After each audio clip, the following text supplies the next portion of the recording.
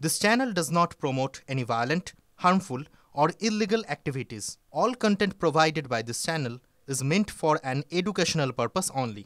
School service পরীক্ষায় সেরা সাফল্য মানেই oxygen books SSC gateway series. দেখবেন আপনি লিস্ট ওয়ানেই আবার পরবর্তীতে অ্যামেন্ডমেন্ট এসছে, অ্যাডেন্ডাম এসছে, রাত্রিবেলায় দুজনের নাম, এবং তার মধ্যে একজন তো শুনলাম একজন তৃণমূল কংগ্রেসের এমএলএর মেয়ে। ফলে এমএলএ যতক্ষণ না পারমিশন দিচ্ছেন ততক্ষণ তার মেয়ের নাম তোলা যাবে না। এরকম কত এমএলএর মেয়ে, এমএলএর আত্মীয়, মন্ত্রীর আত্মীয়, মন্ত্রীর ডিরেক্ট টাকা নেওয়া, মহামন্ত্রীর খুব পছন্দের লোক, এদের তো নাম তোলা যাবে না। ফলে খুব স্বাভাবিকভাবে তাদের নাম আসেনি। লক্ষ্য যখন স্কুল সার্ভিস, সঙ্গে আছে gateway series, oxygen books.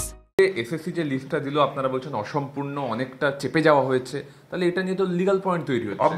Obviously আমরা নিশ্চিতভাবেই আদালতে এই সমস্ত বিষয়গুলোই উল্লেখ করব।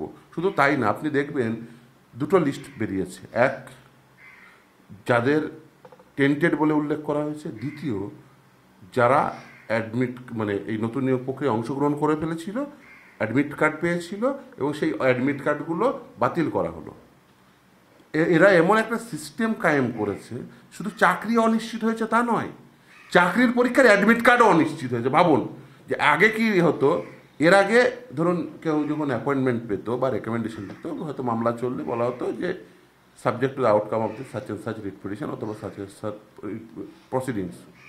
কিন্তু এখন এমন অবস্থা দাঁড়িয়েছে যে অ্যাডমিট কার্ডও বলতে হচ্ছে যে অনিশ্চিত। এই অ্যাডমিট কার্ড একদম মানে নির্দিষ্ট প্রশ্ন, এই যে তালিকা বেরোলো, এই তালিকা বেরোনোর পর specifically found to be untainted যারা, তাদের কি কোনো লাভ হবে? না, দেখুন এইটা মানে একেবারেই তাদের স্পষ্ট করে বুঝে নেওয়া উচিত যে নট স্পেসিফিক্যালি টেন্টেড বলে যাদের উল্লেখ করা হয়েছে, এই সিস্টেমে কিন্তু হয়তো আপনাদের খারাপ লাগবে, কিন্তু এই যে গোটা সিলেকশন প্রসেস 2016 সালে, সেই গোটা সিলেকশন প্রসেসে কোথাও একজনও আনটেন্টেড বলে কোনো জায়গা থেকে চিহ্নিত হননি আদালত থেকে। তার কারণ প্রথম কথা, যারা ধরা পড়েছেন ডিরেক্টলি তারা টেন্টেড, কিন্তু তার বাইরের অংশটা যে সম্পূর্ণরূপে আনটেন্টেড, অদাগী, এটা বলা যায়নি। কেন বলা যায়নি? তার অনেকগুলো কারণ রয়েছে। যেমন ধরুন, এখনও একটা টেন্টেড শ্রেণী এখনও আইডেন্টিফাইডই হয়নি। কারা? যাদের ইন্টারভিউয়ের মার্কস ম্যানিপুলেশন হয়েছে। সিবিআই রিপোর্ট দিয়েছে, বলেছে ইন্টারভিউ মার্কস ম্যানিপুলেশন হয়েছে, কিন্তু কাদের ইন্টারভিউয়ের মার্কস ম্যানিপুলেশন? কারণ যে সিটে মার্কসগুলো বসিয়েছে সেই সিটগুলো এখনো পর্যন্ত কিন্তু উদ্ধার করতে পারেনি। আবার দেখুন, এই যে apart from that ratio violation হয়েছে, রিজার্ভেশন রুল ভায়োলেশন হয়েছে।